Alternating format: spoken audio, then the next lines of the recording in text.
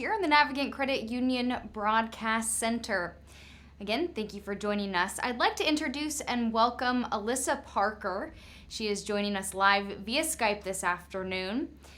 Alissa, December marks the anniversary of the tragic Sandy Hook school shooting.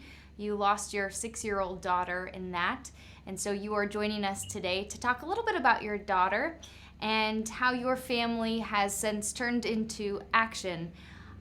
And instead of just grieving, you have turned to help many community members. So thank you so much for joining us. Thank you for having me. So let's talk a little bit about how you are doing, your family's doing, and talk to us a little bit about your daughter, Emily. You know, it's a work in progress. We're doing really well. We've worked really hard at our grief and kind of trying to take our loss and turn it into something positive, in the hopes that something like this will never happen again. And so, you know, we've worked really hard at being advocates for those schools that maybe not have resources that will help them stay safe. So that's,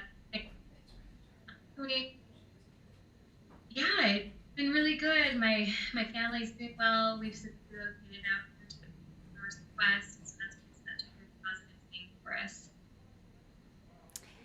And we're very glad about that you are on the healing journey, and many other families are as well. So let's talk a little bit about some of the work that you have done.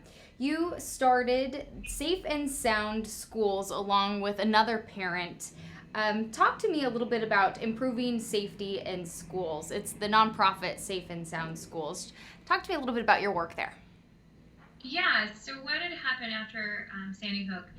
You know, we were kind of put in this position of analyzing every little bit of information about what happened that day and what standard protocols that were in all schools across the nation, just how inefficient they were. And we wanted to be able to share our story in a way to highlight the places and the areas that we could improve in. And they were simple, they were economical solutions that we just felt like we had an obligation to share with others. And that really was the genesis of Safe and Sound Schools, is taking all the resources that were all around us from different experts that were just really hard to find and make them accessible. And so that's what we've done for the last 5 years. We go and speak and train, but we have a really amazing team that helps support us along the way. And it's pretty amazing, just some of the numbers behind that, people being able to access this website and be able to access the tools. Were you surprised to see the number of people who wanted this information, and maybe surprised to see the amount of people who just didn't have access to these kind of resources before? You know, it was interesting. For me, I obviously felt passionate about it. And so for me, it was just exciting to see that so many people wanted answers and wanted to know where the solutions were. And I was just happy to be a part of that.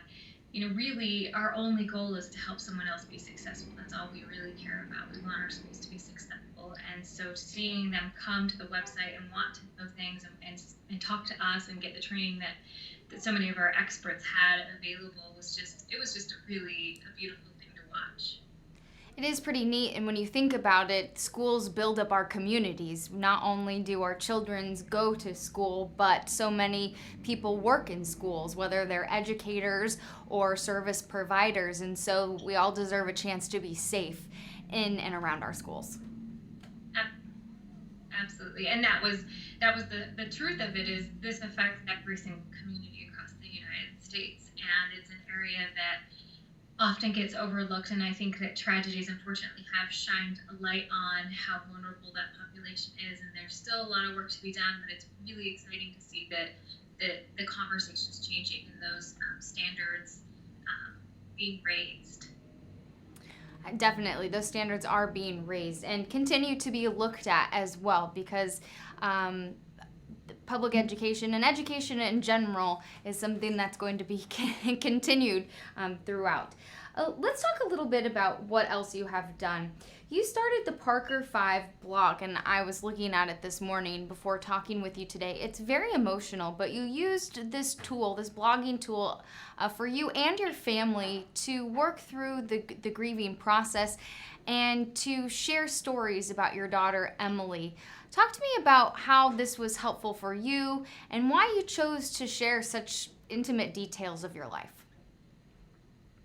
I didn't really think about who I was sharing with, as far as the blog itself. I put it there as a way for me to kind of have a big place to express myself. I took off all the comments, um, the different settings you can to really disconnect from everyone that was, maybe reading it. But partly I made it available for other people to read because there were so many people who just wanted an update from my family, and they were so loving and so kind, and I wanted to make sure I could somehow stay in the loop, but yet I didn't have the energy to really update everyone. Yeah. And it really helped me be able to let other people in but being in control of that and being in control of that narrative and what was being said. And I could share what I wanted to share on my terms. And that was really important for me.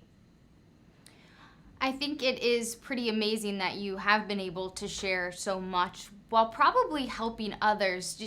Have you and your family realized that you've been able to help others get through emotional times? It's hard. I don't really think of it in those terms. I recognize how many people helped me and how many people were a support system to me. And if I can pay any of that forward, I'm grateful to be able to keep the cycle going. It's really, I'm so blessed to have so many people do that for me. So I'm grateful to learn from my experience the way I learn from others as well. And maybe they can continue to pay that forward. That's excellent. I want to talk a little bit about a book you wrote, An Unseen Angel. It's the first book about Sandy Hook, and I read on your blog this morning, the Parker 5, you said, as time went on, the collection of stories grew, and you realized this wasn't your story to tell, it was Emily's. Tell me what you meant by that and why you decided to write the book. Well, the book is really, I guess it stems from early on after Emily died. I had this moment. I'm a person of faith, and I had this moment where I went and I was praying to God to just say, help me understand what her new life looks like so I can let go of the old one that I saw for her, the future that I had envisioned for my daughter. And it was just really a simple plea, but yet it meant so much to me. To be able to really see what her new life looked like having passed. And so the whole book is really following that central theme, me trying to find her again and trying to understand that new life. And so that was the thesis. And so a lot of my own personal experiences, weren't necessarily important as any experience that had to do with her and her life.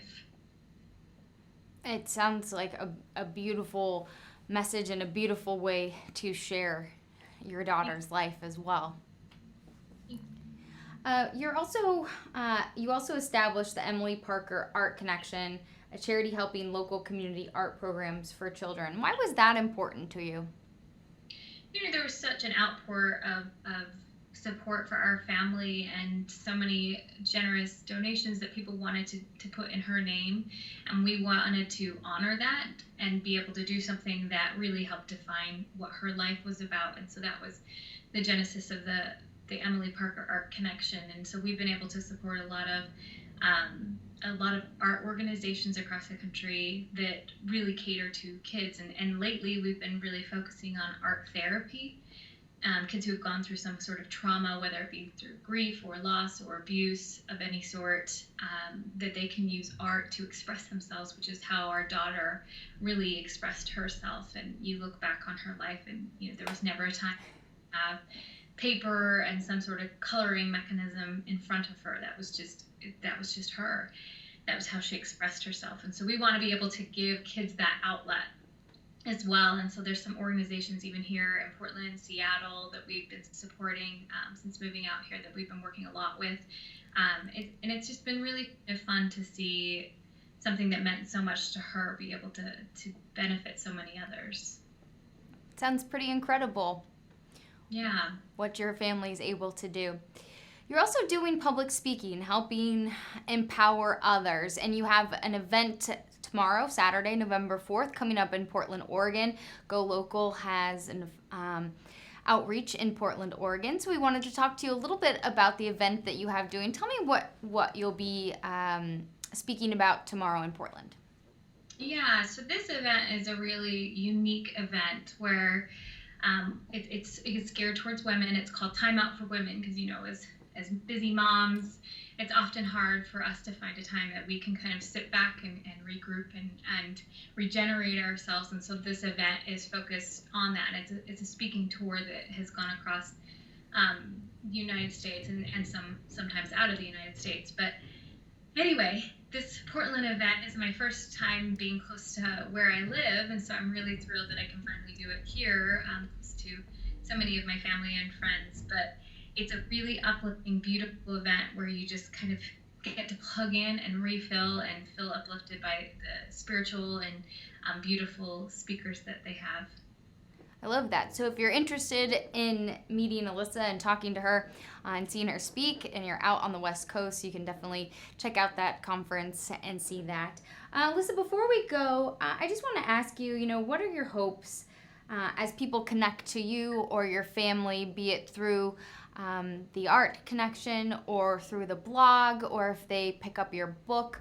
What are your hopes as people connect to you or your family if they hear this story?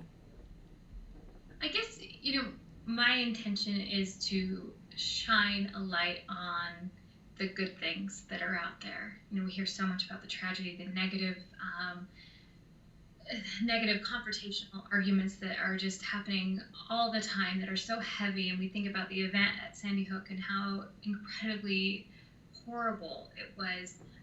But there's this other side that I'm so grateful to have experienced, which is the light and service and love of so many good people. And I want people to understand and see that there is the opposing side, there's the good side, and there's so much that we can learn from it. There's so much inspiration we can gather from, focusing on being productive, focusing on loving each other and helping each other. Well, I appreciate your time and being able to share this message with us, and it's through your actions, your family's actions, and spreading that message that I think we'll all be able to find the good, see the light, and take that message. So I appreciate it. Thank you. I appreciate you taking your time to talk. Of course. All right, everyone. I'd like to thank Alissa Parker for sharing her story with us today. And everyone, please hang tight as we get set up for our next guest here on Go Local Live.